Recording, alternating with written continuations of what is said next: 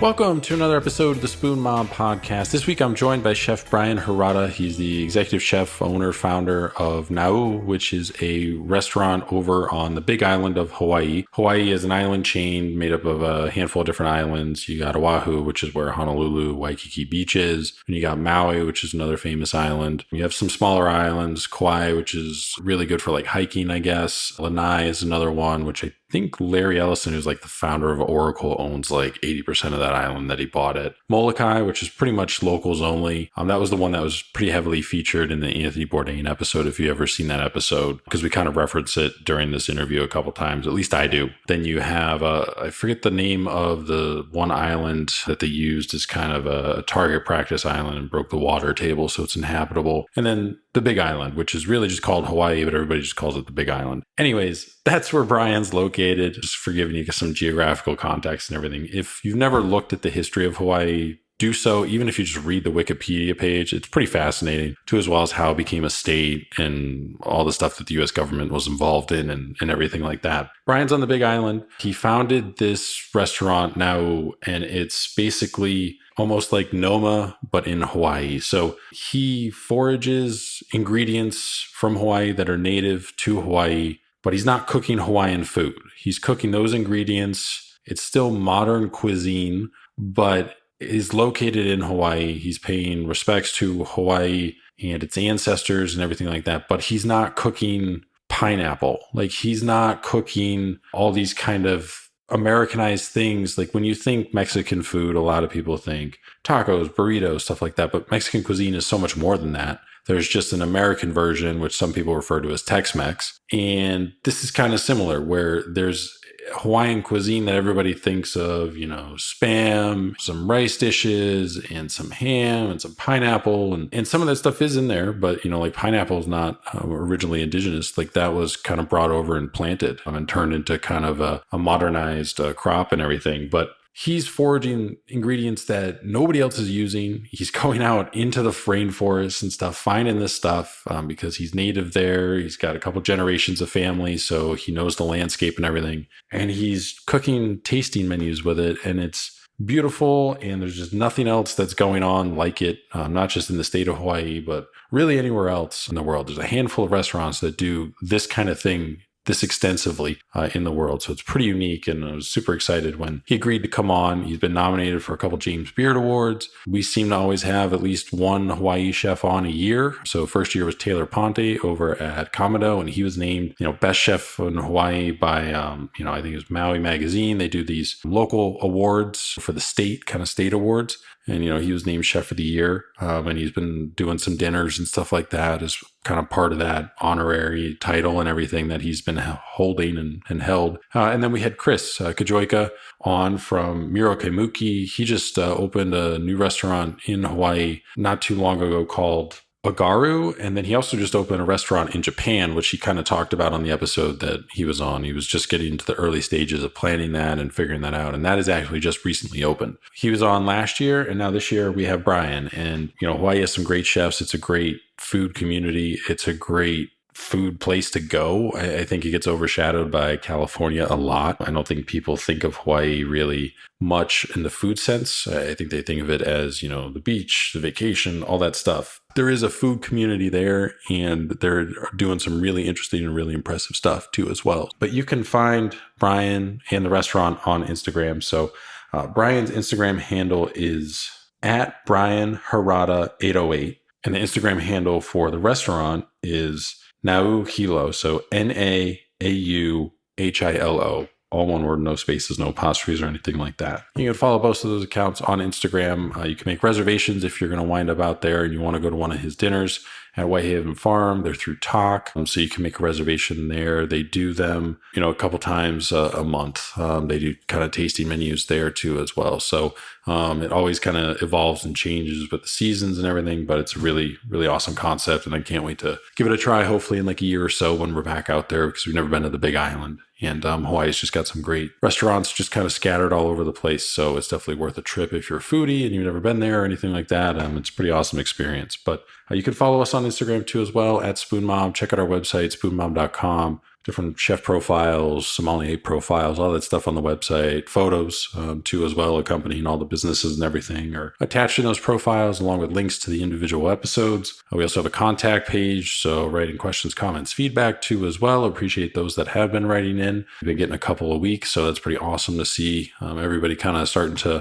be engaged with the podcast and send stuff in. So that's always awesome to get those, and we'll get back to you in a day or two as soon as we receive the message. And make sure to follow, subscribe to the podcast, whatever platform that you're using. Just click the little check mark, Spotify, Apple, whatever. If you do follow us on Stitcher, which is a pretty big podcasting platform, that is actually, I got notified, is going to be shutting down at the end of August. I think it's August 29th. So you're going to have to use a different platform for any podcast. They're completely doing away with the platform. It sounds like it's getting kind of folded into Pandora a little bit. So if you follow us on Stitcher, choose a different one. Google Podcasts is very similar. I think they kind of use the same platform to piggyback off of on Apple Podcasts, Spotify, Amazon Music, whole bunch of the Android apps. You can find us too as well. If you have a Samsung phone, the Samsung podcast player, we're on there too. So, and if for some reason you're looking around on a player and you can't find us for whatever reason through a link, or even just searching Spoon Mob on the platform, shoot us a message. Let us know what platform you're trying to find us on, and we'll take a look, see if there's some sort of technical issue or whatever, get it resolved. But everything should be kind of good to go now. Without any further delays, here is my interview and conversation with Chef Brian Hirata of Nau over in Hilo in the Big Island of Hawaii. Thanks again for agreeing to come on the podcast and take some time out of your day here. Like I mentioned, we've had two other Hawaiian chefs on before, Taylor Ponte of Kamado and then Chris Kajoika of Miro Kaimuki. So it seems like every year we wind up having somebody from Hawaii on, and it's one of our favorite places to visit. I don't think we'll make it this year just because of our son being so young. I've known about kind of what you're doing for a little while, kind of stumbled upon, I think, initially your Instagram through Taylor Ponte's Instagram. Yeah, just been following along, and it's an amazing thing that you're doing. And I want to get into Na'au and kind of how you developed that, what you got going on, where it's kind of going. But I always like to start at the beginning with everyone. How did you kind of first get involved with cooking? Because you're from Hawaii originally. Your family's been there, I think, for like 4 generations, right? First immigrated from Japan back in the 1890s, I read. How did you kind of first get involved with cooking and working in restaurants? The start of my career was actually really interesting. I think it happened in a way by accident because I was at the University of Hawaii. A bunch of my friends and I had this great idea to move off campus and rent a house. For that fact, we were suddenly forced to cook for ourselves because we no longer would have access to the dorm's cafeteria. Over a period of time, I found myself actually doing majority of the cooking for us in the house, and I actually really enjoyed it. I began calling my mom, asking her for recipes or asking her for cooking advice on how to make something, and it could have been something as simple as like, Mom, how do you make pork chops? It kind of began that way. The following year, what I did was I left the university and I enrolled at our community college for culinary arts. It was a 2-year program. I graduated from there and immediately went into the industry. I moved from the Big Island back to Oahu, where I was born and raised. Both my parents are actually born and raised on the Big Island, but I worked there for a couple of years. I worked at the Marriott Hotel Group in Waikiki. I've cooked at a couple restaurants on Oahu during that 3 or 4 years, I believe. I knew I wanted to move back to the Big Island. I just love hunting and fishing as a hobby, and also it's a hobby that I grew up with my family doing. I just knew that the Big Island was the place to be. I had the opportunity to work at Four Seasons Hualalai Resort. So in 1999, I made the move back, moved in with a couple college buddies there on the Kona coast of the Big Island. And I worked at Hualalai Resort for, I think it was 8 years, I believe. From that point, I had the opportunity to teach culinary at my old alma mater. I made another career decision to make that transition to education because it's something that I felt was important, but also something I was really interested in trying to do. and I ended up teaching for 12 years. I was a tenured assistant professor at the college. When I left the college, I was also the program coordinator. So I was in charge of the entire program, overseeing the whole program, anyways, and while still teaching full time. And this project or this, this kind of brainchild at that point, which became Na'al, was something that I really wanted to do. And I thought it was time to do it before I got too old to do it. To be honest, a lot of my colleagues in the University of Hawaii's, educational system thought I was kind of insane for leaving because I was tenured. Most people in my position would just stay at the college, have great benefits, and work there till retirement and have an amazing pension and all of those things that come along with, that type of career. But this is something that really was pulling at me and something that I felt like we needed to do or I needed to do for myself. So at the end of the day or the end of my career, I can look back and, be really proud of at least trying very hard to make some positive changes in our food culture in Hawaii and to help also preserve certain things that I feel like are in danger of becoming extinct here. So, did you ever work in restaurants like in high school or anything, or anybody from your family, or was it just strictly kind of like hunting and things of that nature that kind of pulled you into it? It never happened till later in life. Like when I was in college, we were forced to cook for ourselves, and I kind of discovered that. But at the same time, looking back now, I've always, since I was a really small child, like I've always been interested in watching my mom cook in the kitchen. She'd let me do like some small task in the kitchen, but growing up, I never considered it a career option. But another interesting story too is my mom told me a story was when I was really little, I'd be playing with some toys or something in the living room and the TV would be on. And if a cooking show came on, I would stop playing with my toys and actually like be entranced by the cooking show. Maybe that's something subconscious that I didn't realize back then. But I thought like, oh, okay, maybe this makes sense that I was destined to cook, even though it took me later in life to pursue it, I guess. So, when you're going to the University of Hawaii, what was your intended career path before you wound up going to the community college? I was majoring in aquaculture actually. I still have a huge interest in aquaculture. And during high school, kind of going back to your previous question, is, during high school, I worked at a pet store for since I was legally able to work. So from my sophomore, junior, and senior year in high school, I worked at a pet store, at a local pet store. I loved animals. I loved raising fish.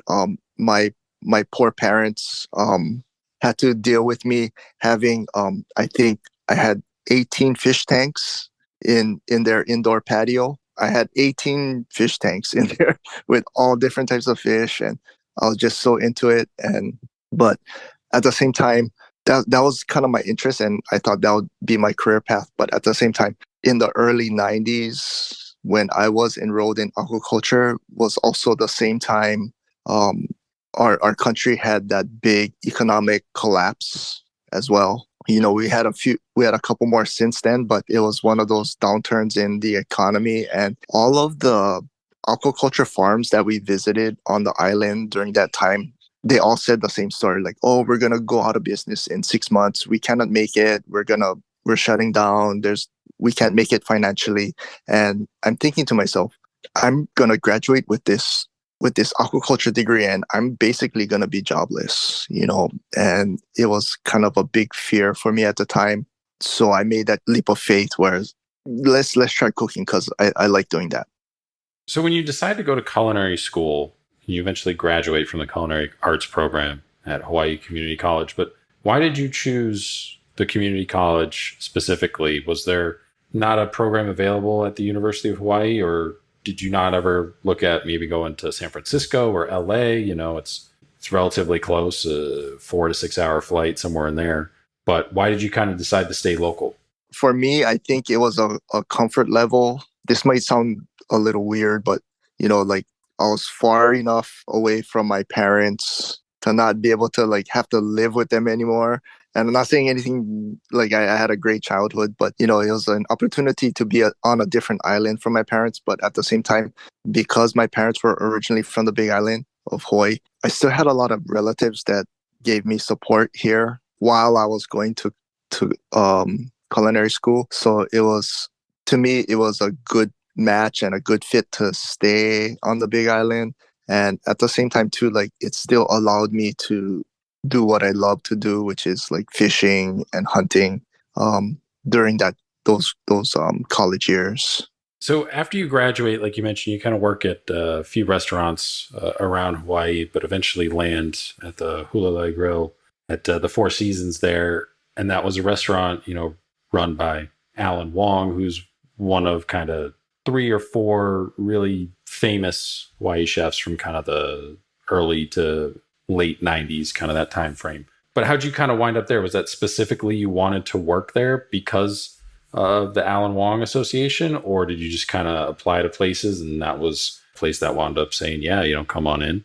I I actually got hired by the resort when the resort was relatively young. I believe the resort was open for less than a year when I got hired.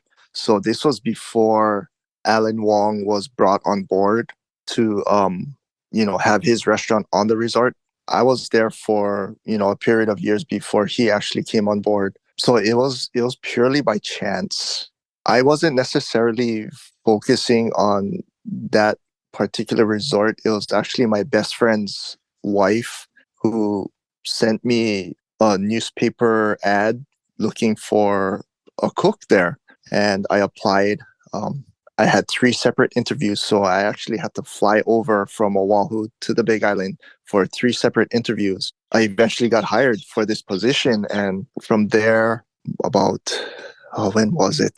2001, maybe 2002. Chef Allen was brought on board to actually, create this restaurant.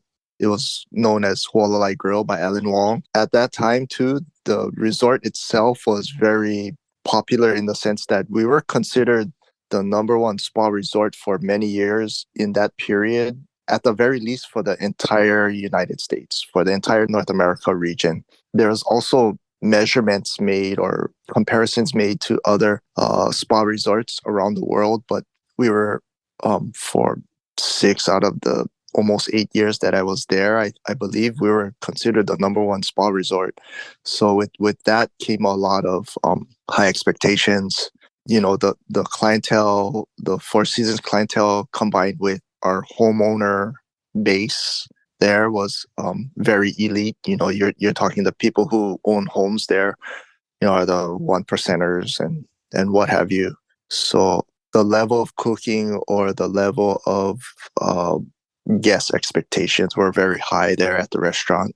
So when you're there for that amount of time, essentially 8 years, as you kind of mentioned, what did you initially think your next step was going to be? Because you're going down, it sounds like at this point, this kind of fine dining, kind of European style trajectory, which I think at roughly around that time might have been kind of the only trajectory really, aside from maybe doing something super local.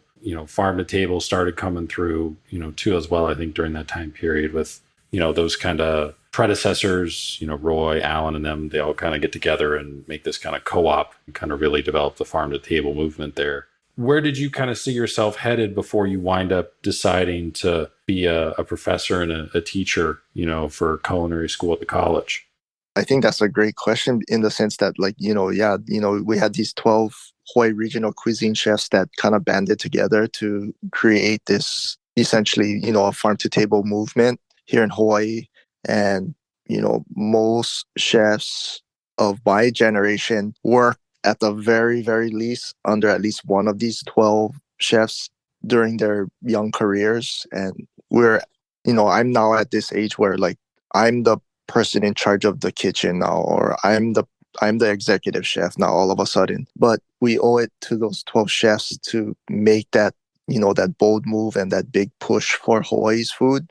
I've always wanted to teach, I think, and share what I know, but I never had intentions like it. The offer to begin teaching it at my alma mater kind of fell in my lap. My good friend who I went to culinary school with, he was actually already teaching there at the college during the first half of the program students.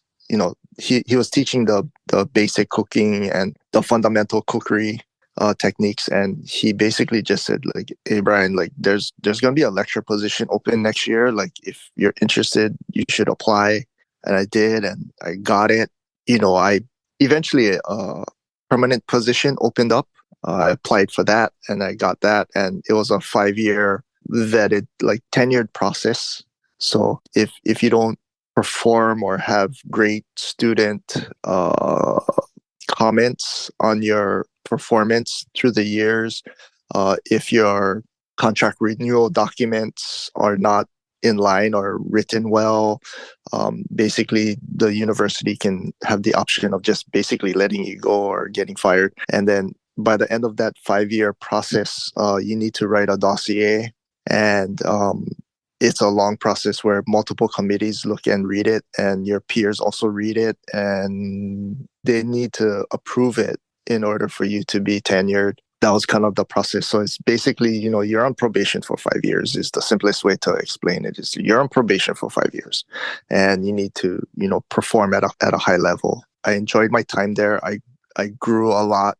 Maybe I didn't grow so much from a professional cooking standpoint, but I grew a lot in terms of how I matured, how I, you know, could, I guess, actually learn or teach myself how to teach. And now with this Na'al project, I'm taking those skills that I learned teaching my students in culinary school to teaching my cooks how to. Right now, we forage wild ingredients, we prepare them, we cook them, we plate them, we serve them.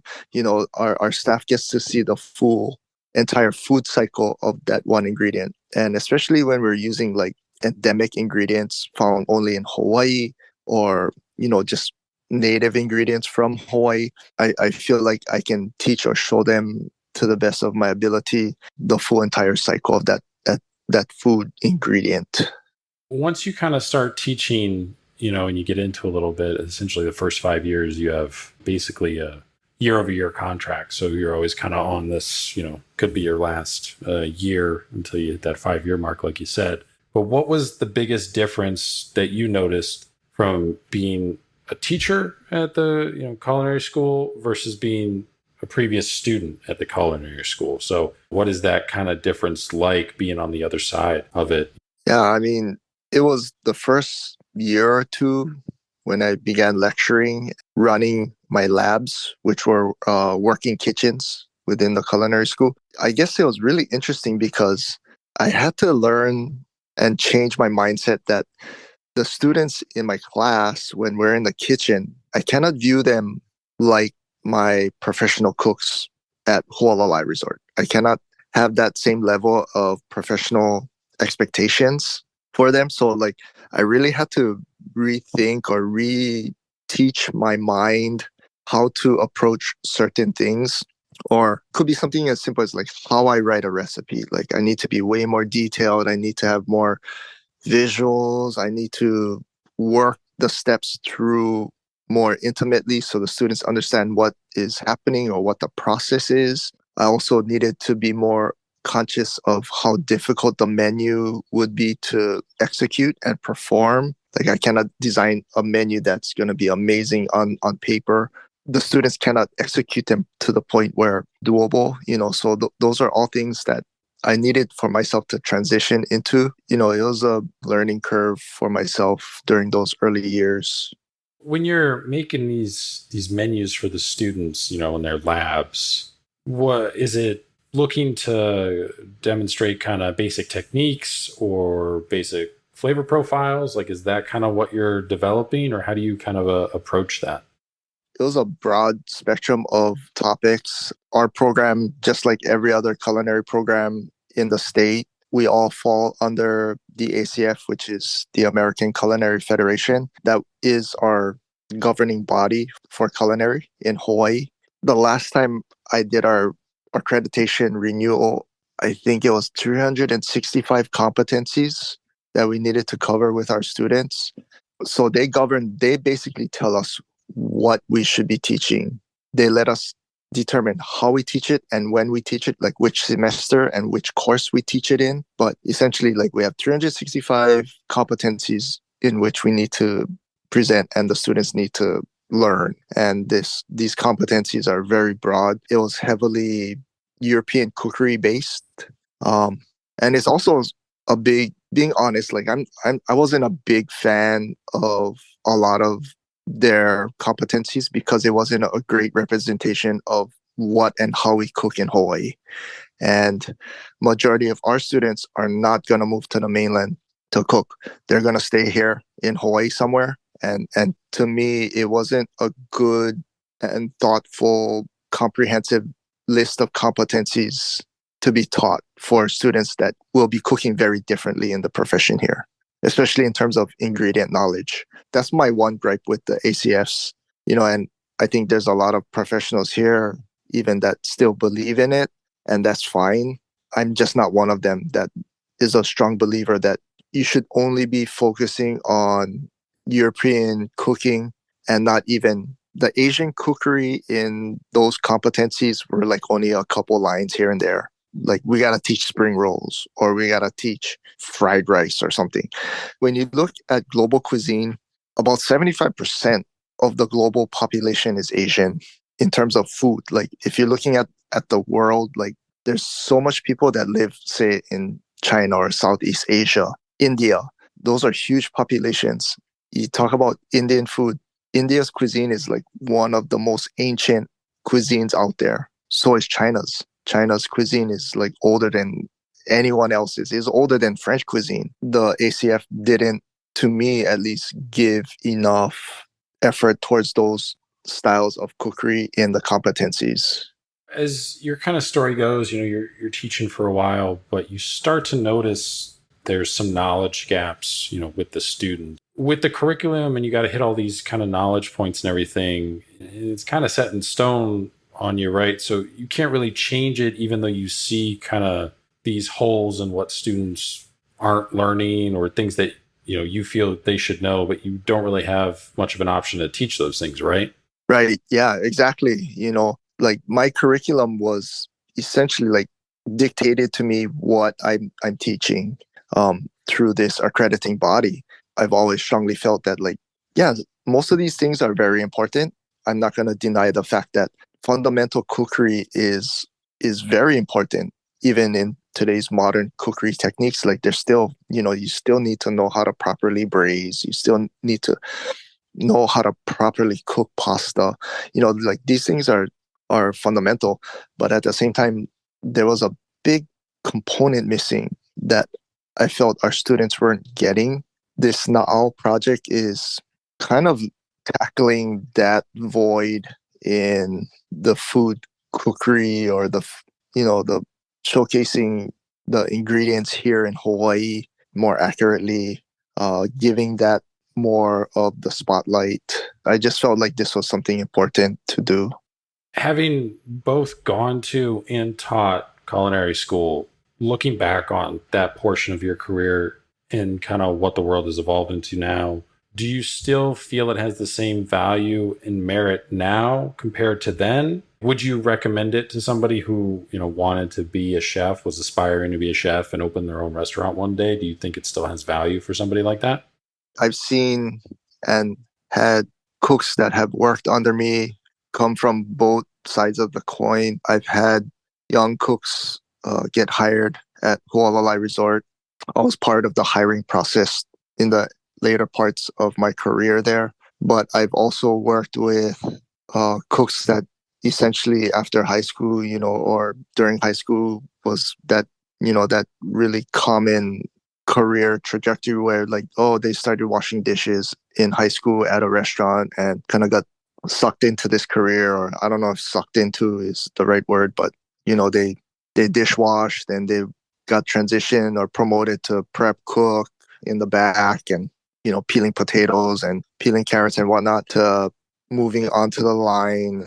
And I've seen both sides, and it depends on what I guess that individual would like as a end goal for their career, or what do they want out of it. The ones that started from dishwashers, I think they tend to be a little bit more humble. They know what it's like to wash dishes, so the tendency is to they treat their dishwashers now really good because they know how difficult dishwashing can be, or is, versus I've seen and worked with, they're not used to working very hard. They're not used to standing up for 14 hours. They complain that the kitchen's too hot, or, whatever it is. Like, there's, and I'm not saying that every person that graduates from the CIA is, garbage.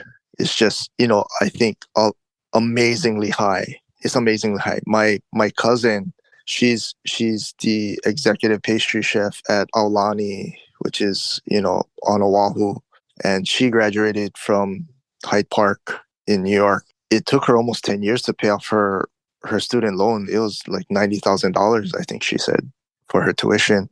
There's there's good and bad, I think, on both sides. There's what I've seen from CIA graduates or cordon bleu students, or that come to stage with us and stuff. They have a lot of knowledge. To me, when the day is done, it always comes down to an individual's like heart and soul. How hard can they work? How into it are they?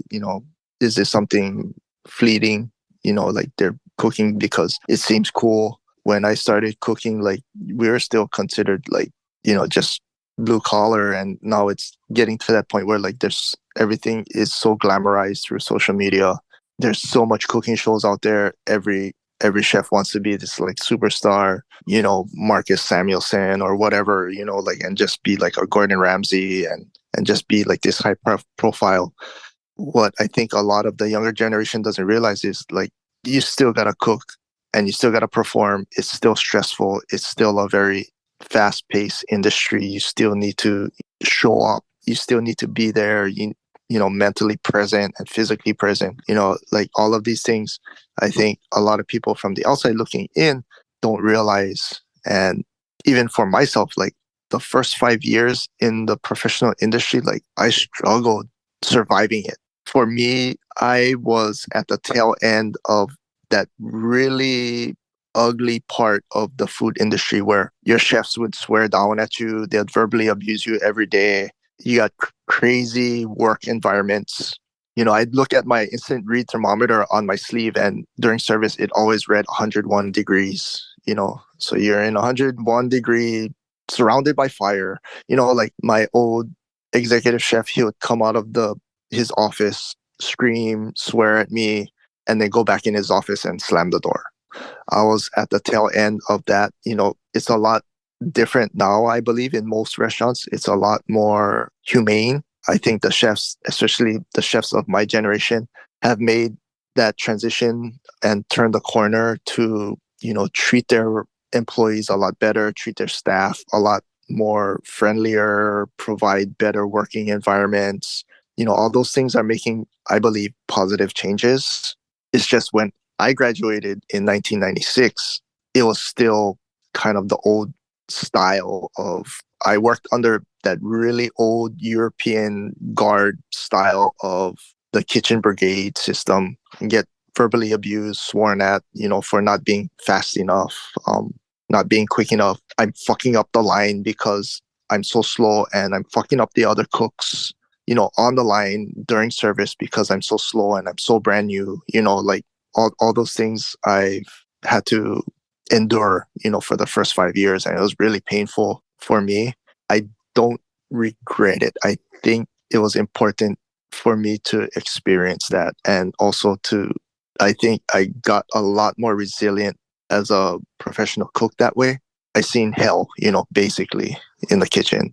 What do you think now would be, the biggest improvement needed for people to consider culinary school early in their careers? Is it just the financial cost of it, or is it changing the curriculum? Like, what do you think is kind of the main pressure point that, needs to change for people to actually consider it as a viable option? Everyone's decision is individualistic. Oh, that's a really great question. I don't think there's one right way to do. If they choose culinary school, especially if you go to like a CIA. From what I understand, their curriculum is so intense. So like I have a couple buddies, chef buddies of mine. They've graduated from the CIA as well. But what they did before they transitioned to the CIA was that they made sure that they graduated from our local community college culinary before they enrolled into the CIA, because the program is so intensive and so technical. You cannot just come in to that program and not know how to make a soft boiled egg, or you cannot go in there not knowing how to make a risotto. You're gonna get eaten alive, is what, from what I understand, is if you're gonna take that high end culinary school route, you should really go to your community college, get your associate's degree in culinary before you enroll into like a CIA bachelor program. If not, you're probably not gonna make it and you're gonna get eaten alive. That would be my kind of one recommendation. At the same time, too, like if that's not a option financially, I think I turned out okay without going an elite college for culinary. You know, I've been blessed to be a James Beard semifinalist the last 2 years. I think it's the product of hard work and desire, and also a passion for Hawaii's food, that I'd like to think that got me those accolades the last 2 years. I'm actually, like, to be honest, like I'm a very introverted, quiet person. I'm one of the most quiet people amongst my close friends. Like, we can all be drinking at somebody's house, and I actually talk the least. I'm not looking for this attention per se, but I'm glad that it's happening for the sake of Hawaii's food. And for this Na'au project, I really don't mind doing interviews for magazines or having these accolades, because like it gives me an opportunity to promote what I feel is not being promoted well enough in Hawaii, in terms of the food culture. Everyone thinks of Hawaii as just spam musubis and poke bowls. Our food culture here is a lot more broad and dynamic and diversified, especially because of the sugar industry in the past. We have Filipino food here, we have Japanese food, we have Chinese food, we have Portuguese food. We have this whole myriad of different food cultures that moved here in order to work the sugar plantation back in the 50s and 60s and 70s. That's our food landscape now. For me and for Na'au, I don't cook Hawaiian food. I want to make that clear. Like, I don't cook Hawaiian food. I use ingredients from Hawaii. I have dishes on our chef tastings a lot of times that are drawn from Hawaiian cuisine, but I do not define ourselves as Hawaiian food. Our food encapsulates all of the major ethnicities that a local person would, here in Hawaii, encounter or experience or grew up eating. That's the type of cuisine I try to showcase for Na'au, is that, yeah, you might have one course that is Japanese inspired. Then you might have a course that is Hawaiian inspired. Then you might have a course that is Portuguese inspired. And these are all the major cultures that came here for the sugar industry. And I think I want to try and help clarify that, for people who are interested in coming to Hawaii and trying our food, like, expect that our famous malasada, which is a fried sugary bread, is not Hawaiian. It's Portuguese. The Portuguese brought that over, and we've integrated into our food culture.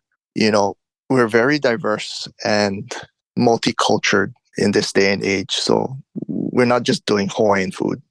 I want to get into that because, you open now, October 2019 is kind of when you officially launch it. And the way I understand it is kind of your mission is to preserve native cooking traditions and highlight native ingredients, plants, sea life.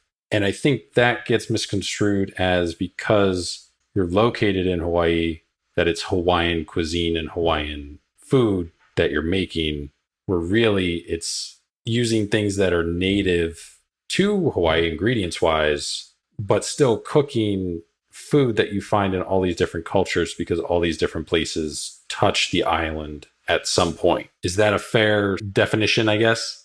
Yeah, you're exactly right. I think you're exactly right. Like, what you just said is just kind of hits it on the nail, where I wouldn't want people who haven't been to Hawaii and come to Hawaii for the first time and have this unrealistic expectation that, like what a lot of the hotels and resorts serve here, a good representation or real expectation of Hawaii. For me, whenever I travel abroad or far away, I always want to eat what the local people in that region are eating to get a true sense of, for example, like my most favorite food experience when going to New Zealand was going to a Maori hangi, and the native tribe there actually cook the hangi foods, which are similar to the Hawaiians imu. Like so, it's they're cooking underground using hot rocks and covering it, and it was my favorite food experience while in New Zealand, just because like I want to eat something authentic. I want to eat something that people here in New Zealand grew up eating. It's part of their culture. I was in Sardinia last June, and I really appreciated the fact that I got to experience, suckling pig, which is a specialty of Sardinia.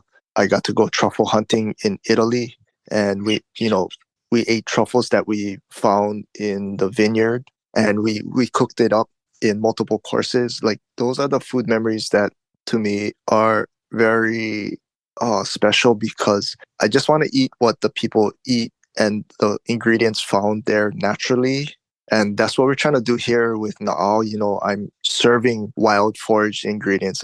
I'm serving ingredients naturally found here and naturally grown here. I'm trying to put flavor profiles together that any local person here growing up would be familiar eating those flavor profiles. We're presenting it in an elevated fashion, of course. For me, that's the important thing, where I don't want our guests to be misled in terms of this is Hawaiian cuisine or like this is some sort of cuisine. Like I'm trying to provide something through our food for guests to have a starting point if this is their first time, like, oh, this is flavor profiles that or ingredient combinations that, local people eat here. That's kind of part of our mission for this project. It also helps to educate my cooks, where a lot of my cooks are my former students from the college. For us, the educational component is really necessary in the sense that, our American society has really changed over the last couple of decades. Social media is a big thing. Um, I notice a lot of the younger generation, their their smartphone is permanently glued to their hand. They cannot they cannot break away from it. The phone is always in their hand. They have very minimal interests of the natural outside world. Um, Many of them have never climbed a tree in their life. Many of them have never gone out fishing.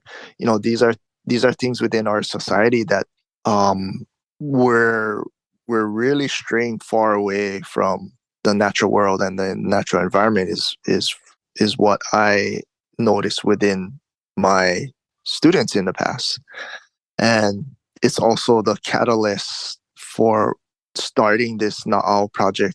Was I actually, during the fall semester, when I get my new cohort of students, and I have them for the entire year. So I have them for the fall and I have them for the spring semester. Usually on the second day of school, I give them a pop quiz. It's super simple. It's just basically 13 PowerPoint pictures of some of the most common local fishes eaten in Hawaii and found in Hawaii. And I present this to my students, and majority of them, like about 90% of them, will return this pop quiz back to me blank, not one thing written down. They're in culinary school and they can't identify a single local fish eaten in Hawaii visually on this PowerPoint. So think about it. Like, to me, that's a big red flag that local food knowledge is not being passed down from generation to generation anymore. The younger generation has, or our society, I should say, like I'm just calling out, like our society is losing its handle trying to feed itself. We have Uber Eats now, we have a million different fast food chains. My former students, that's all they know is fast food, and they eat it every day. I'm trying to curb that trend for us right now.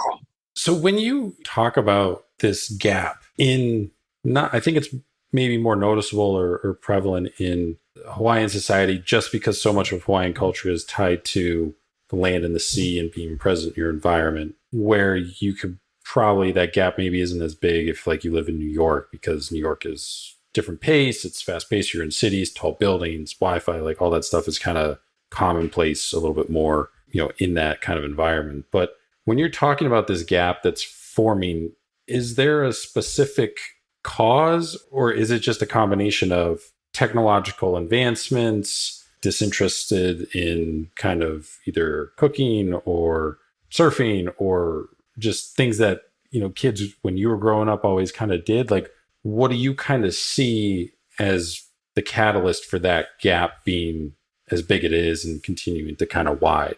For me, this goes way beyond even the food issues here in Hawaii actually began before I was even born, and that's to do with like westernization. I'll use the Hawaiian culture as an example. When the Hawaiian Islands were colonized and eventually, given statehood, a major westernization effort occurred here. The military moved in here. My dad, he worked for the military his entire career for 37 years, but that's just kind of an example where, like during this big transition where, the Hawaiian government, the monarchy got overthrown by the American government. The Hawaiian language was prevented from being spoken at the time.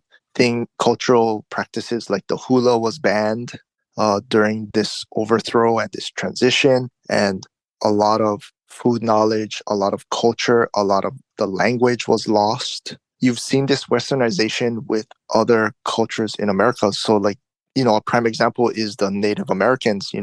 They lost all their land. They got relocated to other areas in the nation that were less desirable because the Western expansion wanted their prime lands for whatever reasons. You've seen the loss of culture through the Inuit community, through westernization. They're now trying to regain their food culture.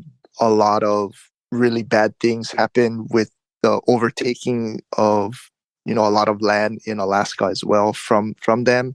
And you see and hear and read all of these native communities trying to regain their knowledge lost, their foodways, cultural knowledge. They're all trying to regain it, and Hawaii's still in this state where like the Hawaiian people here, the native people of this island, the original people here, a similar thing has happened, and they're trying to regain or recapture or create a renaissance of sorts for their culture and for the people. And I think that westernization I have mixed feelings. It's a very complex topic.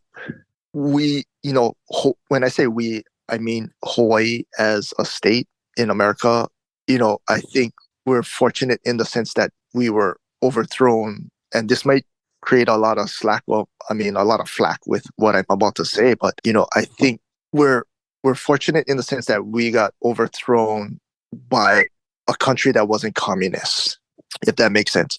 If you were to look at that time in history, you got to be insane to not think that Japan or China or any of the communist countries at that time in history wasn't licking their chops and looking at this bunch of islands in the middle of the Pacific Ocean and looking at it as a very strategic military point.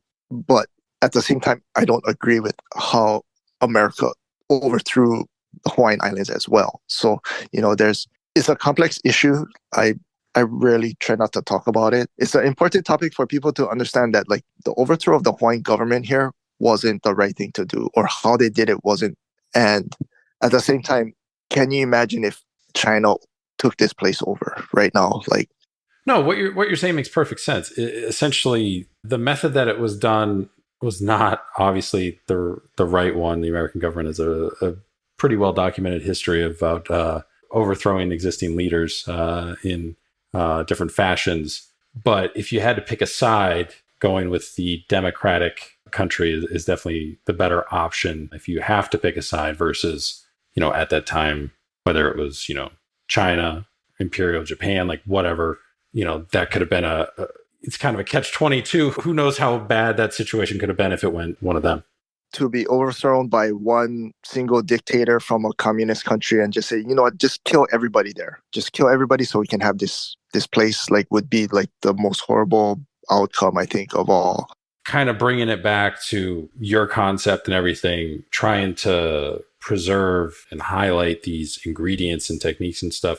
When you're building, your menus, because you do a lot of foraging, so do you focus on certain ingredients that you're looking for, or do you let the ingredients that you find when you're foraging kind of dictate how you build out, that month's menu? Or how do you kind of approach, constructing your dinner menus? As far as the wild forage ingredients, the seasons dictate the ingredient usage, so like if I use the northwest area of the United States, so like Oregon and Washington, and their wild mushrooms are prolific during certain times of the year, and that kind of dictates when that ingredient is utilized on menus. I use that same, I guess, approach for our menu in terms of the wild forage ingredients. So, for example, about 3 weeks ago is what I determined was the end of our hapu'u season, which is our large tree fern that grows in the rainforest. We harvested what I felt was a good amount. I canned the entire batch that we foraged for in order to preserve it for the entire year. But from here till next February or early March, I won't forage for that ingredient anymore because it's not to be had anyways. So that determines when I forage. So a lot of the ingredients are determined in that fashion, kind of like the Hawaiians call it vana, which is the sea urchin, or people will know it as uni. I only harvest that ingredient and specific species of vana usually during only August and September, which is I follow the Hawaiian calendar for when is the optimal time to harvest that ingredient, where the gonads, the actual uni, is the largest. That's the only 2 months in the entire year that I'll use that ingredient. Season affects a lot of our wild forage stuff. I'm waiting for our endemic native ohelo berry to ripen. It's still really tiny right now. It's about the size of a caper. It's probably going to be a couple months before I can even harvest that. I'm looking at another endemic native berry that we utilize on our menus. The flowers are just coming out right now, so we're looking at probably May or early June for harvest of that other native berry. These are just some examples of some of the things we use seasonally, hyperlocal, endemic. A lot of the fishes, it's what the local fishermen bring in. And these are day boats. These aren't like huge trawlers or anything like that. These are like really tiny fishermen with tiny boats, and they're going out for the day, and what they catch is what I like to buy, and whatever they catch is I try to use for our menus because they're unique fishes to Hawaii. These are fishes that the local people grew up eating anyways, so I definitely never use imported seafood. That goes against what I want for our menus. We don't ever import luxury ingredients like caviar or truffles or scallops from Hokkaido, because those things are delicious. I love eating them. I love eating those luxury ingredients. They're freaking delicious. To use them on my menu would be hiding or overshadowing what I want to showcase for our guest. Like, if you were to come to one of my dinners, like, I want you to have authentic, real ingredients from Hawaii, grown in Hawaii, foraged from Hawaii, caught in Hawaii, whatever it is, the lamb I put on the menu is going to be grown in Waimea, grass-fed, humanely raised. It's not going to be a lamb from Colorado. I'll never do that, ever. I'll take it off the menu before I do that. You kind of plan based on the seasonality and the seasons of what you expect to find foraging, or what you expect the fishermen to bring in that day. But nothing's a guarantee, right? Because you are foraging and it is fishing. It's not catching, as the saying goes. So you have expectations, but you still have to be flexible as to what you're constructing a menu, because you need enough ingredients to do a menu for, the entire month or how you go about it. So when you do get something that you are looking for, do you try and make that the star of that dish, or are you still trying to play with different flavors and make it a complete like component and hit on everything that you want to hit on? That's a great and a great point that, for us in order to maintain some sort of consistency or being able to perform a menu, and we're doing chef tasting menus. So it's, multi-coursed. We range from like 7 courses all the way up to like 14 courses sometimes for our chef tastings. We're fortunate in the sense that like we do have a lot of, at least I feel like we have a lot of consistencies in terms of, take for example, like there's a company called Maui Nui Venison. What they do here in Hawaii is very unique in the sense that on Maui especially, we have an overpopulation of axis deer. They're actually decimating our native forest habitat, eating a lot of the native plants that have no defenses. This company, what they do is they harvest truly wild, free range axis deer. They do this by having an on site USDA inspector.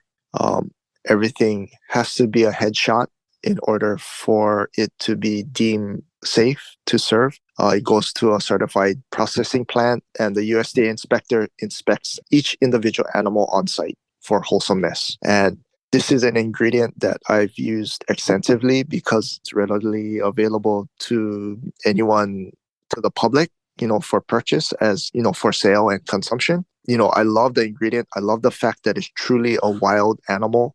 And from a hunting and food perspective, axis deer is one of the best tasting species of venison in the world. Like, it's freaking delicious. It's a clean animal, very lean. It's probably like, I don't know how to explain it. Like, it's just a very delicious animal. It's not gamey at all. It has a really nice, robust, beefy flavor to it, and they're basically trying to cull these herds of thousands and thousands of axis deer on the island of Maui in order to help rebuild and replant critical native habitat, because these deer were introduced and they were actually gifted to the king long ago. He put a ban on hunting them, and they just, axis deer have the capability, if the environment is perfect, which Maui is perfect for them, they breed twice a year, and a lot of times they have twins. So in one year, one doe can produce 4 baby deer potentially. And because they're axis deer, they're originally from India, and their natural predator, which is the Bengal tiger, is not here in Hawaii. Their numbers, besides the hunters, pretty much go unchecked. After a couple of years, their population exponentially grows. 2 times 2 is 4, 4 times 4 is 16, and so on and so forth. That's one ingredient. And, we have multiple ingredients that I rely on for consistency. We have our kampachi, which is grown in cages off the coast of Kona. Delicious fish. We have abalone farm in Kona as well. We have koi shrimp. They're all sustainably farmed. And these are ingredients that I integrate into our menu because it's a consistent product, but it's also a good solution for helping Hawaii get more food sustainable. Yeah, and plus, with some of, like the deer, or, I think there's wild pigs there too. Putting an invasive species on the menu also helps highlight the story of kind of how, this thing is now native to Hawaii, even though it's not supposed to be. So it kind of highlights, the other side of the coin, where it's not all just like, hey, these are these great plants and great seafood. It's like, yeah, we also do have this other thing that wasn't supposed to be here. And now we got to figure out how we kind of keep it in check or get rid of it. It kind of encompasses and brings everything full circle, which is awesome to see. And also the sustainability aspect of it too. With the sourcing that you still do, is it still just you, or do you have some of the students come with you on like foraging trips and stuff like that too? Or how does that kind of work these days? I usually invite, like, on the big foraging expeditions, I'll kind of informally put it out there for my staff. If they're available and interested, they are free to come with us to forage, and they've done that. The process of the foraging is also the educational opportunity for them. I heavily emphasize the importance when to harvest, how to harvest responsibly, when not to overtake, when not to go, when to go, and give them just kind of this big overview of proper ways to do it in order, because it's one thing to share knowledge, it's another thing if knowledge gets used improperly afterwards. It's kind of like showing a child, okay, this is how you load and shoot a gun, but not teaching them proper gun safety. To me, that would be irresponsible. So for me, is there's constant asks from outside people or our guests that they want to come and forage with me. I'm very hesitant because it's one thing to show and teach someone, but it's another thing to like be thoughtful and have confidence that the person will take this information and use it responsibly afterwards. It's a big reason why I kind of prevent myself from there's just, especially on Instagram, or social media, like there's so many personal asks of like, oh, I'm going to be in Hawaii for 2 weeks. Can I come and forage with you? And I'd love to, but there's only so much I can teach you and be responsible with that information without you not being a staff member and being committed to this project. So I don't, I always decline because it's not the right way to do it. Like I said, like we're going back to the gun safety thing. Is like you're never gonna show a kid like to be like, oh, this is how you load the handgun and this is how you shoot it, and not teach gun safety at the same time. It's also very different for somebody to forage while they're on vacation versus if you're foraging and you live there year round. I couldn't exactly pinpoint what that is, but there's just a different respect level, I guess maybe is what it is, where if it's your continuous environment versus some place that you're visiting for a week or two, it doesn't matter how good of a person you are or anything like that. You're not going to be as conscious or probably as careful if it's not essentially your backyard. That'd be my belief, anyways, off that. Yeah, and kind of going back to like the native species that we forage and kind of the schedule or how often or when I harvest. There's a couple ingredients. There's a few ingredients that we present within a super small window.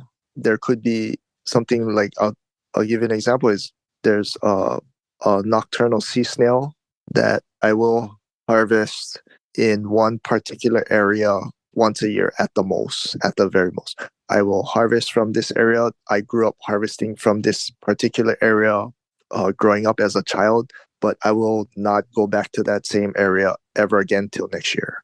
Those really, really, I don't want to use the word rare, like they're just ingredients that are very limited in its resource. And I do my part by not over exploiting or over harvesting in any fashion of that one particular ingredient in order for it to procreate. So I think for a lot of people, it's a hard thing to understand where it's like you don't take until it's all gone. You need to be conscious that you take what you need with the idea that you need to leave enough behind so that the next generation will have it as well. You pretty much do all the pop-ups now, I think, at either Whitehaven Farm or Anna Ranch Heritage Center. What is it about those two locations that made you want to partner with them and kind of those be the place where you wind up doing the dinners? Yeah, so currently primarily focusing on Whitehaven in Peppercale on the east side of the Big Island. They have, for one thing, they have a gorgeous certified kitchen. It's a beautiful brand new certified kitchen. But also I like the owner's beliefs in their main focus there is producing freeze-dried local fruits for sale. The owner has been really gracious and friendly with us. The dining area is gorgeous. It overlooks the ocean, relatively easily accessible, but yet once you're there, you feel from a guest standpoint, you feel very secluded. It's not in a metropolis, in a big city or anything. Like the dining room is literally just overlooking the Pacific Ocean, outdoor seating. You get to experience nature, I guess, in its good and bad forms. You have some nights we have gorgeous, sunsets, and some nights the rain is kind of coming sideways, and we need to find ways to keep the linen and tablecloths from flying away. But essentially, it's a al fresco style dining area, very small, intimate. We cap our dinners at 20 people or so in order to perform at a high level of service. So it's not a high volume restaurant where we're just looking at trying to maximize as much money and revenue as possible. Like we're like very conscious. Like, okay, let's cap it at 20 people so we're able to provide a really pleasant level dining experience, so we can give each guest their due attention, or maintain a high level of service standards, um, but also a high level of food execution as well. Are you still considering eventually opening a brick and mortar space for now, or is it always going to be at Whitehaven Farm or whatever? Like you're comfortable with it just remaining in its existing format versus having a not a new space to increase the amount of times you do dinners or anything, but just a dedicated space. We're still looking for a brick and mortar, as much as I think the perception of the industry now, with the pandemic especially, the industry took a big hit in terms of a lot of restaurants shut down, a lot of restaurants closed. The industry really kind of took a turn, good and bad, in many ways from the pandemic. What's interesting about this island is that there's actually not a lot of inventory, in terms of, like, you would think like, oh, there's so many restaurants that shut down. There's a lot of empty spaces where basically there's a turnkey restaurant waiting for us to move into. That's actually not the case here. It's hard to find a size of restaurant that I'm looking for, which is small, that is essentially a turnkey with minimal financial input required. There isn't much inventory, and the location, like for me, my first pick of the litter is I want to have this permanent restaurant in Waimea. I think it has the clientele, but also it's right in the hub of a lot of the farms and ranchers that I love to use their products. To be able to have this restaurant in their backyard essentially is really important to me. It's been a difficult goal so far to find something square footage wise that would work for us, something that also would allow an on-site farm, which is something I want as well, so I can pick and choose certain farmed produce that I would like on the menu consistently, that would be unique and that would be good representation for Hawaii's food. We're still looking, we're still hoping to find something. Right now we're happy with our situation, and we're doing well. If anyone was to dive into our social media platforms or our website, I think you'll find that what we provide is a very unique experience, even in terms of Hawaii's food.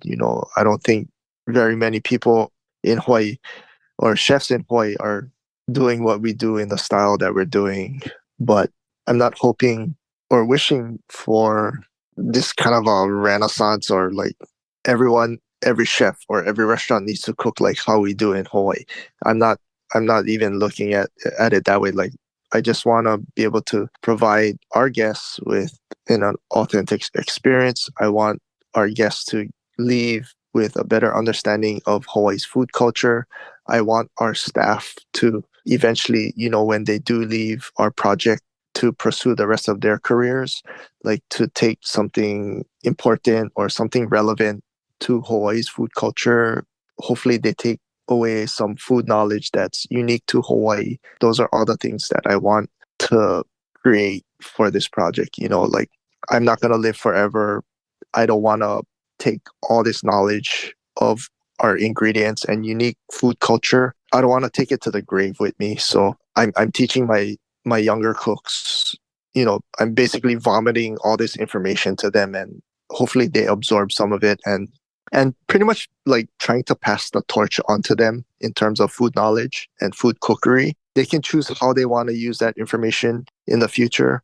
And I hope I teach them well enough that they take this information and use it responsibly, use it in a respectful way, while also promoting what is great about Hawaii, and our food culture. That's kind of my big hopes for the future and hesitate calling it a restaurant. I don't want to call it a restaurant. I think it's more than a restaurant. So the simplest way, I just call it a project.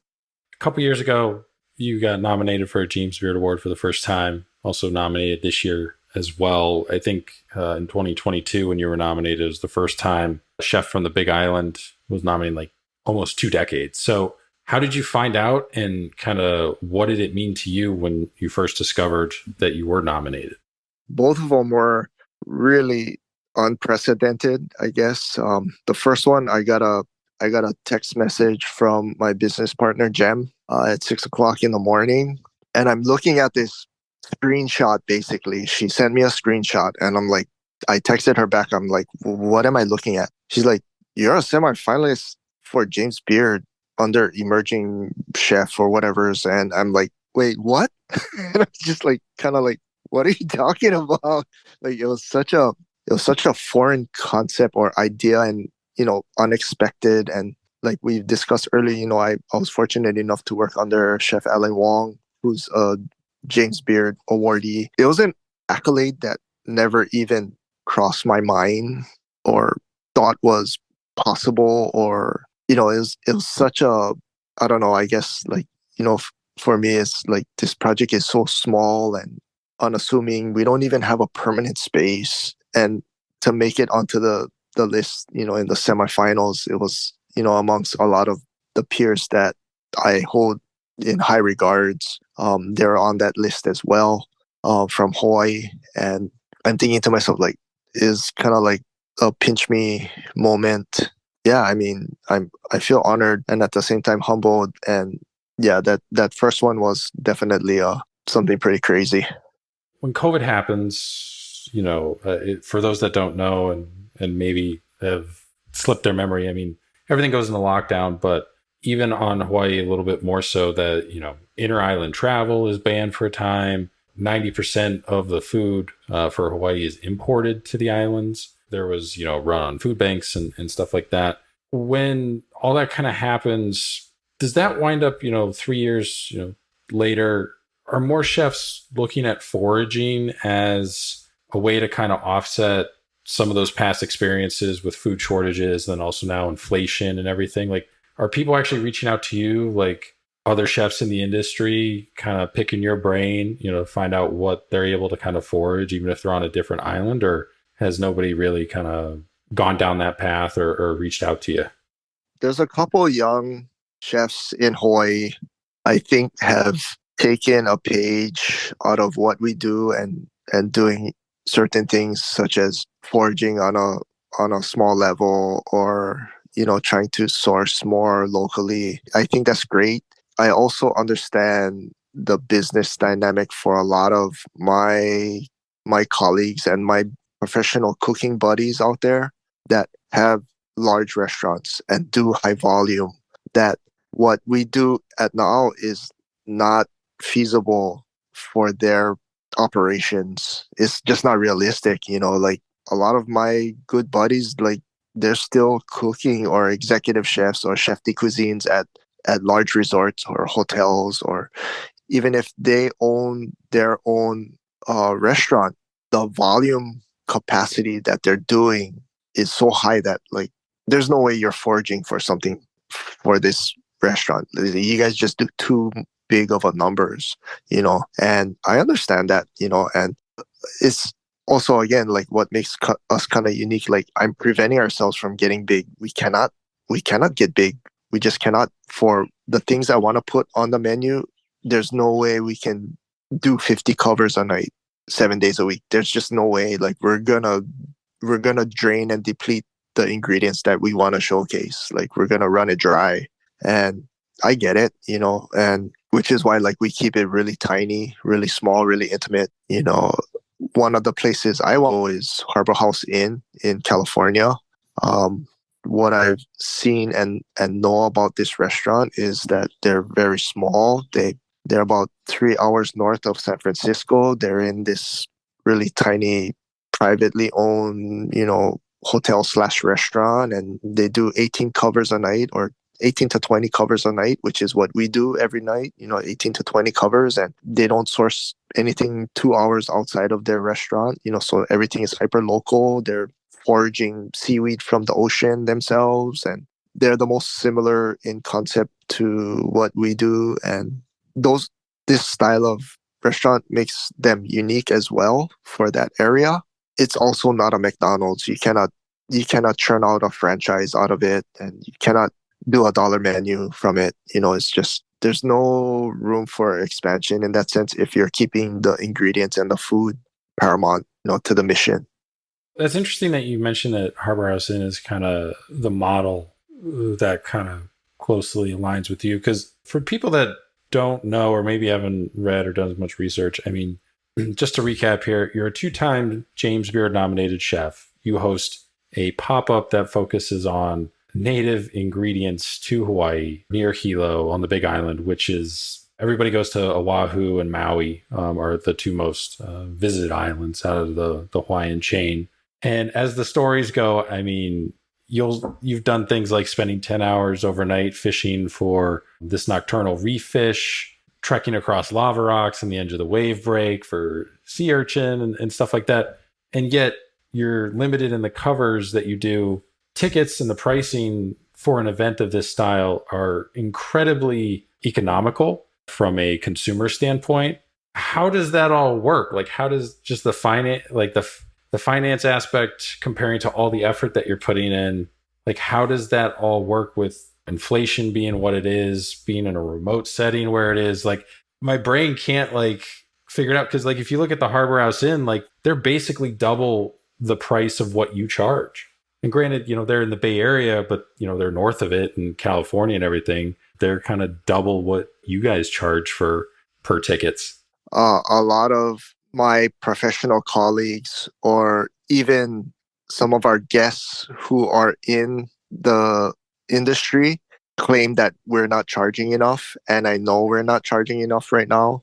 At the same time, I feel like we're still trying to grow our fan base. Yeah, the amount of hours it takes me on a normal week to forage or source the ingredients is not economical in any sense of the fashion of that word. It's not cost effective. It takes a lot of time, it takes a lot of effort, it takes a lot of driving, it takes a lot of resources, it takes certain things are dangerous, kind of like picking the sea urchin on a rough day is really dangerous, and I cut my legs up and what have you. But I guess for me, on a personal level, I was never a person to, and I think this might be my downfall from a business standpoint, is that like I was never one to like covet money or grand idea that like I'm gonna build this restaurant and I'm like gonna like make money hand over fist. Like that was never something attractive to me, which is also my downfall because I don't place a high priority on money.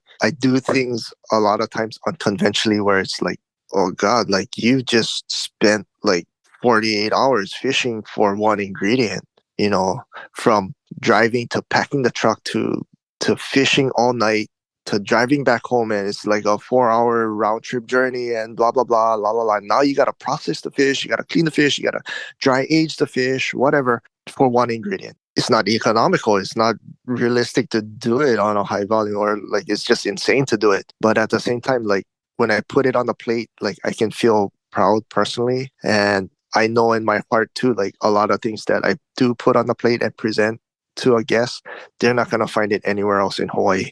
They're not going to find it anywhere else. We're going to give them something really unique and special. On the website, there's like 11 like signature dishes. Is one of those your favorite or one that you're most proud of?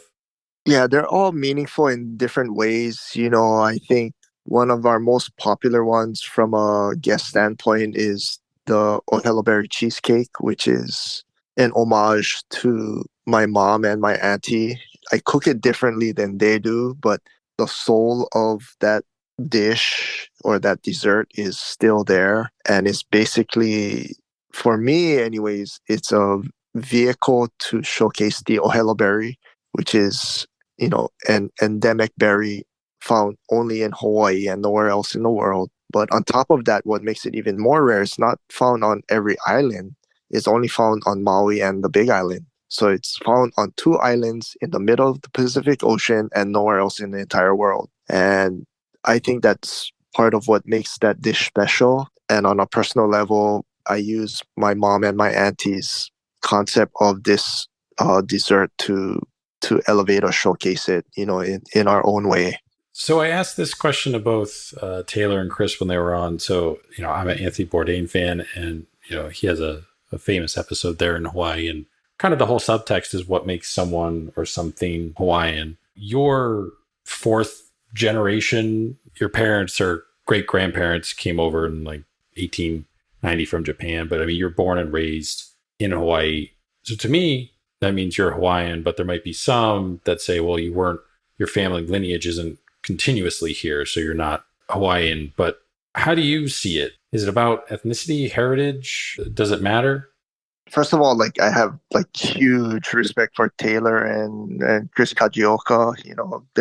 I think they're colleagues of mine that I look up to. But to answer that second part of the question, like Hawaii, for someone like me who's fourth generation born in Hawaii, like yeah, my great grandfather was born here in 1895. He was one of the first Japanese immigrants, and he was proud of this, that was allowed to go to quote unquote an American school. He went to an American school. He was very proud that he learned English. Our family's line has been here in Hawaii for a long time, but it also says that my family was very poor because we came here so long ago from Japan. That means we were super poor. Like they were just trying to like dig out a better life for their children. So they moved here for, in prospects of a better life. If you were to look at my immediate family's dynamic, my first cousins on both sides of the family, my mom's side and my dad's side, my first cousins are all quarter Hawaiian. You need to put that into context. Like a quarter Hawaiian is a ton of Hawaiian bloodline in today's age, where really tiny ethnic groups, to find someone who is 50% or quarter percent Native American is kind of like finding a unicorn. It's just the fact that the world is a smaller place now. A lot of different ethnic groups are marrying and having multi-ethnic children, and this is kind of going sideways on this issue. But like as a human society, like I don't understand the fighting amongst different ethnic groups, because if you keep going, or the human race keeps going in this direction, everyone is going to be of mixed ethnicity eventually. There will be no such thing as Japanese or Chinese or English or whatever. Like the world's tiny now. Everyone marries a different ethnic group, or many people do, or whatever. Hawaii's like that. Hawaii's always been known as the melting pot, where we have a lot of different ethnic groups here. And for me, I'm just by chance pure Japanese, but that's not a true reflection of my immediate family, because all my first cousins are quarter Hawaiian, So it's the dynamic, or the type of family environment that I grew up in. I guess I can say it's dominantly Japanese in essence, but ultimately for the big picture of my family dynamic, I think it's very local. It's not Hawaiian, but it's local is the best way I can describe it. It's a very difficult thing to describe. I think it's just something interesting to think about, in the sense that when you made the comparison to Native Americans earlier, in order to have somebody who's 100% whatever ethnicity, that also kind of means that their core family never left that area too as well. So it kind of goes against human nature in a way, from, the hunter-gatherer and traveling and going to different parts and spreading population and all that stuff. So it's just kind of an interesting dynamic to kind of think about when you get the chance to. So anything else on the horizon for you professionally? Obviously you have the project, that's ongoing, different menus kind of every month, but anything else that you're working on? No, like this is my sole focus. We're trying to make bigger efforts to expose our staff to more local farms and ranches here.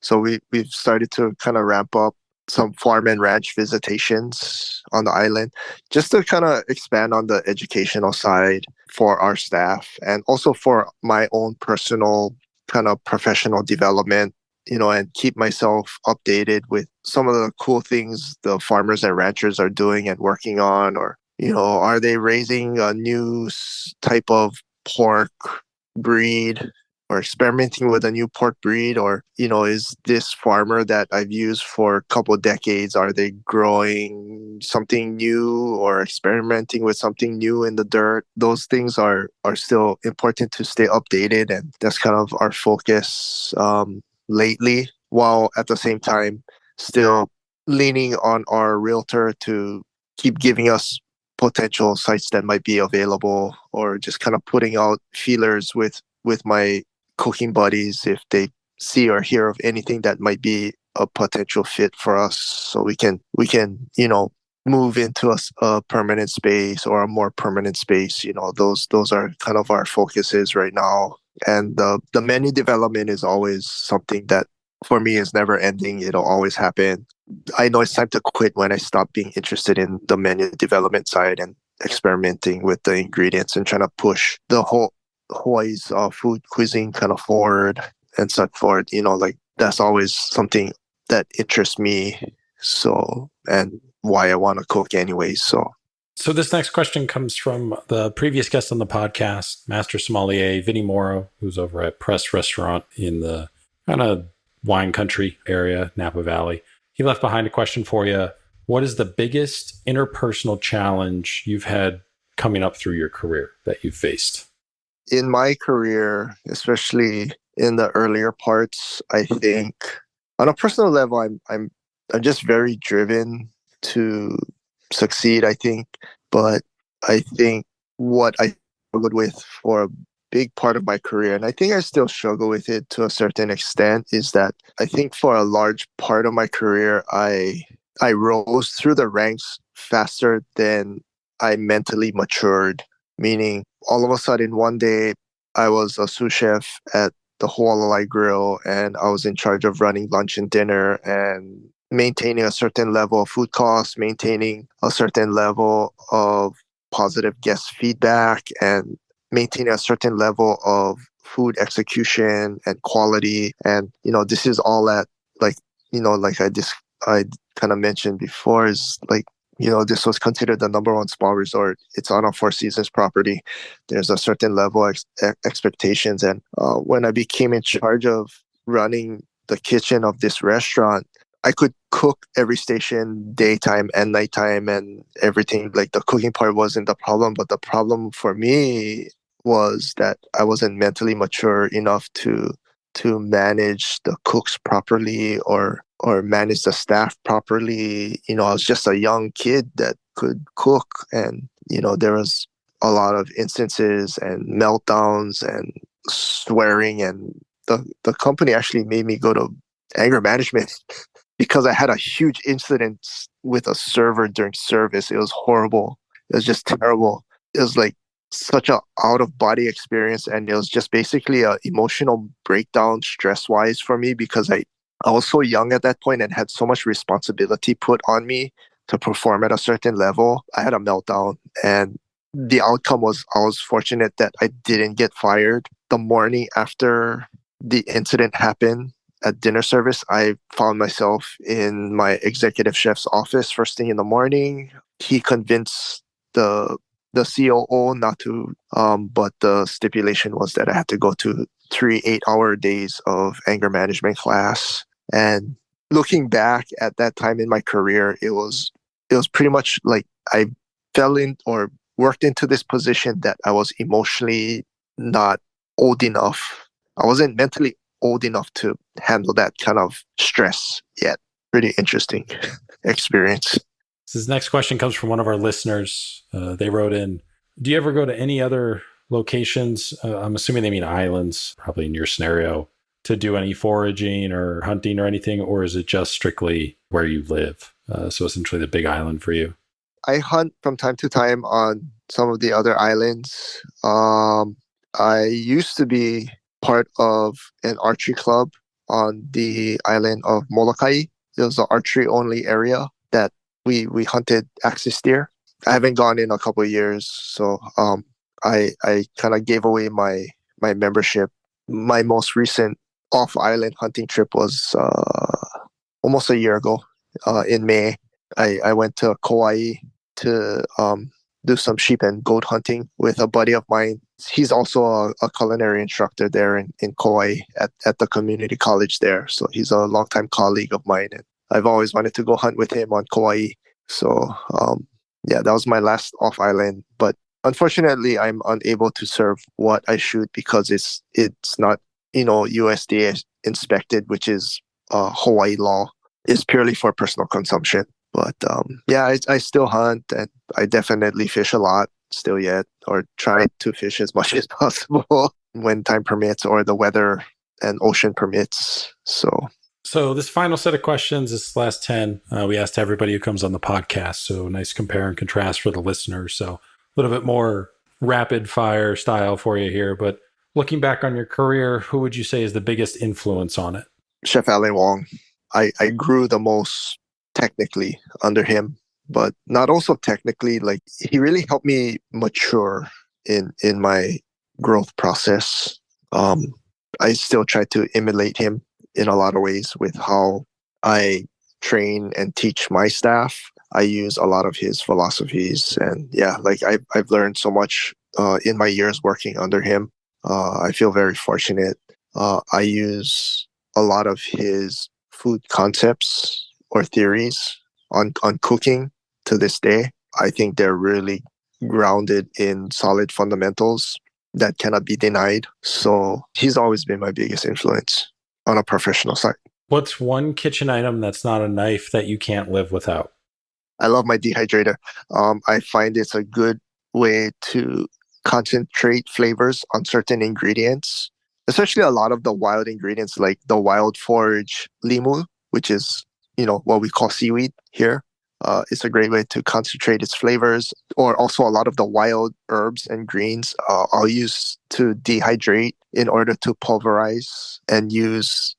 Sometimes I'll integrate it into pastas or I'll just simply dust it on a plate. But the dehydration process, I feel, is for a lot of ingredients is really a, a good technique to intensify flavor because you're eliminating excessive water content. Restaurant you recommend that isn't your own. So a person, gets stuck at the airport on the Big Island. They reach out to you, hey, where should we go eat? We're stuck here overnight. Flight doesn't leave now till tomorrow. You guys are not open. So you kind of point them in this direction as a place that they should go check out. Definitely my favorite restaurant in Hilo is Moon and Turtle. Chef Mark Pomaski and his wife Sony own this small restaurant. He's super talented. He's also a James Beard semifinalist. Super talented.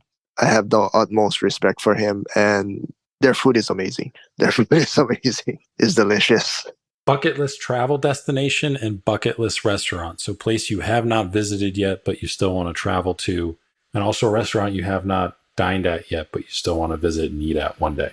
I've always wanted to go to Spain. Haven't been to Spain yet.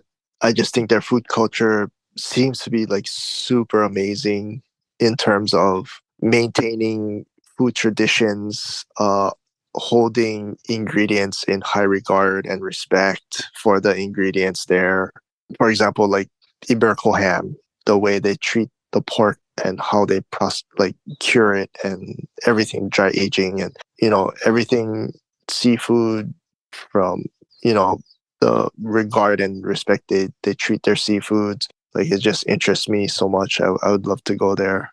As far as bucket list restaurant, I was fortunate enough to eat at Per Se in New York. I still haven't been to the French Laundry, so I would really love to eat at Thomas Keller's flagship restaurant one day.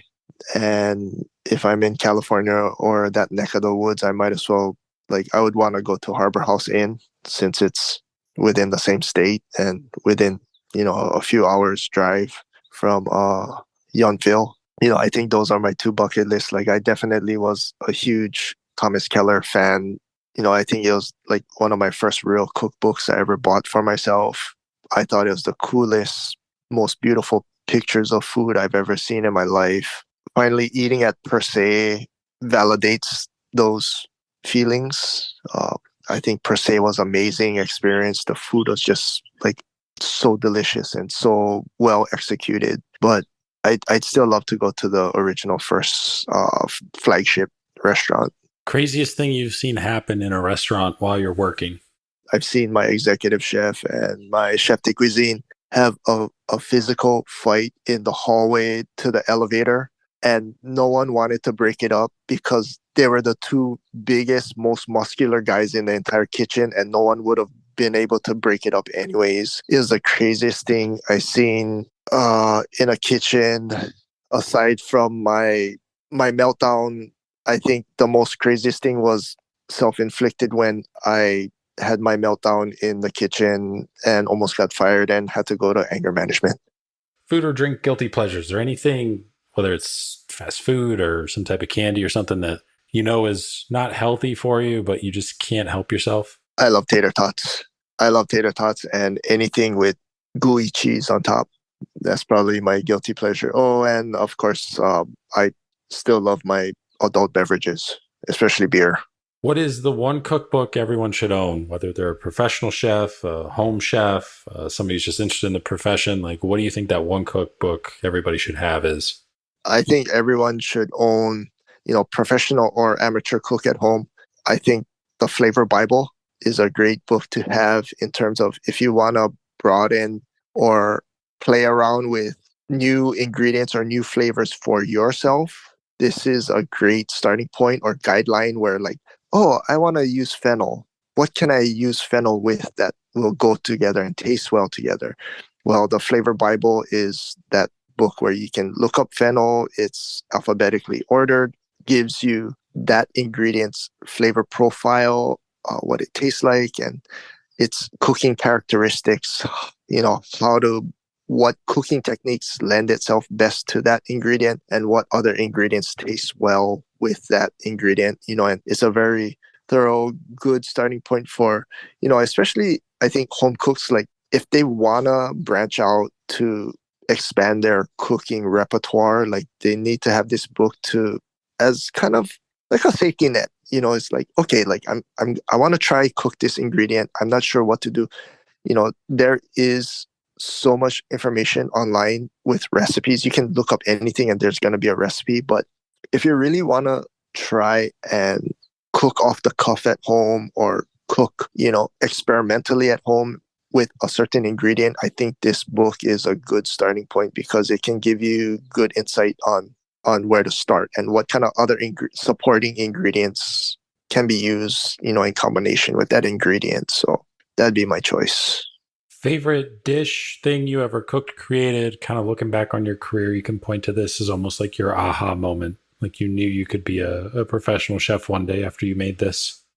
If I had to choose one like dish or whatever's would be like, it's a signature canapé that we still serve really often is it's local free range chicken livers that I pair with burnt meat and turn it into basically a custard similar to like creme brulee almost. After turning it into a custard, it's whipped and then piped onto, into a canapé form and then paired with, some kind of tart local berry. It took me almost 2 years to kind of like really be happy with the recipe that I created. But at the same time, it kind of gave me that thought where it's like, okay, like this definitely has some fusion going on. There's, Japanese miso inside of white miso, but then I'm using a European cooking technique in the custard, but I'm using the primary ingredient that I'm showcasing is local free range chicken livers. It was kind of this moment where like all of those components all together created something delicious, but also at the same time, like something new, but something familiar and old school at the same time was kind of occurring to me. And I think for a lot of our dishes, I still try hard to, push some boundaries, but at the same time, like I want, like even if locals from Hawaii eat our food, I want them to have nostalgic in a lot of ways. Like what I feed them is like, oh my God, this flavor. I remember my grandma cooking this when I was a little kid. Like those are flavor profiles I want to maintain for our cooking. It's just fancier preparations maybe, or fancier executions, or like more higher end ingredients included. But whatever it is, like I still want at the end of the day, like if there's local guests coming to our dinner, like I'd want them to feel nostalgic with a lot of the dishes that we present to them. I'm a Anthony Bourdain fan, but not everybody is or was. If you were, is there a moment, episode, scene about him that still stands out to you? Or if you weren't, is there somebody else who was on TV, Emerald, Jacques Pepin, Julia Child, somebody that you kind of gravitated towards when you were coming up through your career? I love Anthony Bourdain. I'd like to think I watched every single thing that he's done in terms of television. I think the most compelling thing that he's produced for me, anyways, is still his Kitchen Confidential. Um, I think that was the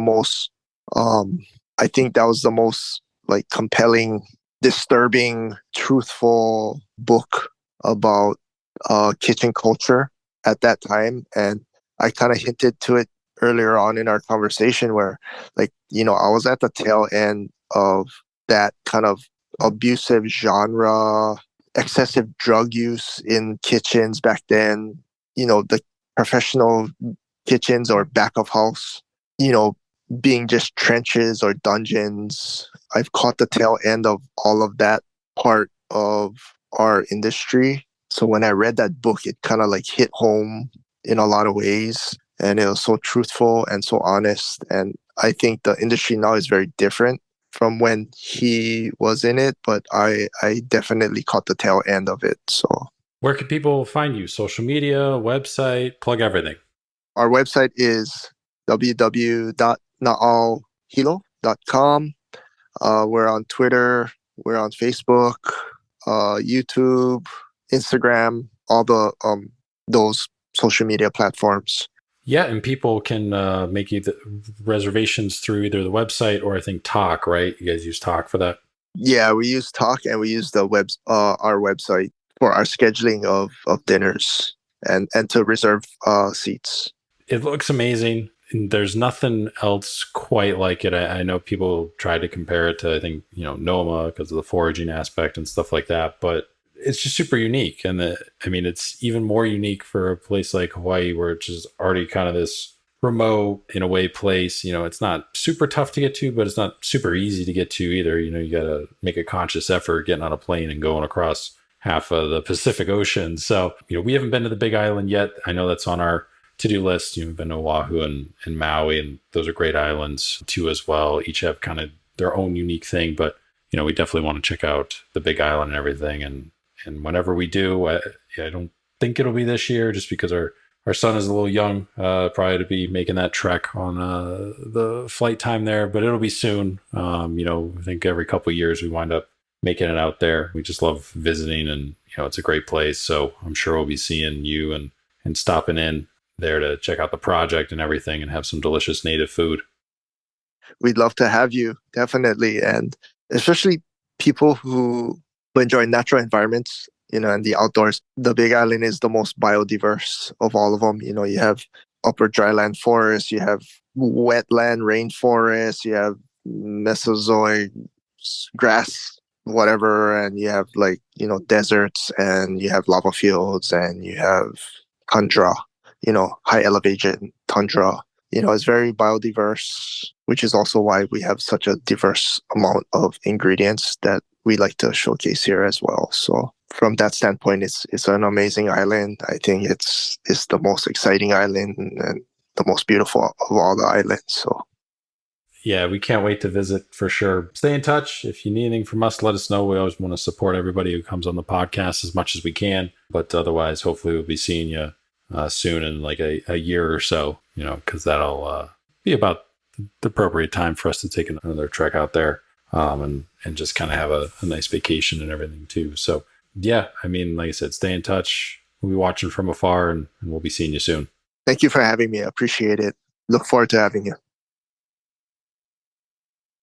A big thanks again to Brian for coming on the podcast, taking some time out of his day to chat about his career in Hawaii and everything that has gone into Nauru and where he kind of wants it to go and everything. So, and also a big thanks again to his restaurant partner, Jem, for helping kind of coordinate and set some of this up too as well. So want to give her a shout out. You can again find him, follow him on Instagram at Brian Hirata 808, and then also Nauru Hilo are the two accounts that you can find him at. Reservations on Talk too as well for whenever they're doing the chef tasting menus too. If you're in the area, even Hawaii, get a flight over the Big Island, or if you're going to the Big Island too as well, try and coordinate that with one of the chef's menus. And that way you can go to dinner and just have an awesome experience and try something super original if you're into that sort of thing. But if you're listening to this podcast, I would assume that you kind of are. You could follow us on Instagram too as well at Spoon Mob. Check us out on our website, spoonmob.com. All the different stuff on all our guests and everything is up there. We keep it running list and up to date too as well for any new stuff that comes out until that guest returns or whatever. And also make sure to follow, subscribe to the podcast as well, whatever platform that you prefer to use. Most are Apple and Spotify, but we're on all the others. Again, as a reminder, Stitcher, if you use that, the entire platform, not just for us, but for any podcast, is ceasing to exist on August 29th. So you're going to want to find a new podcast player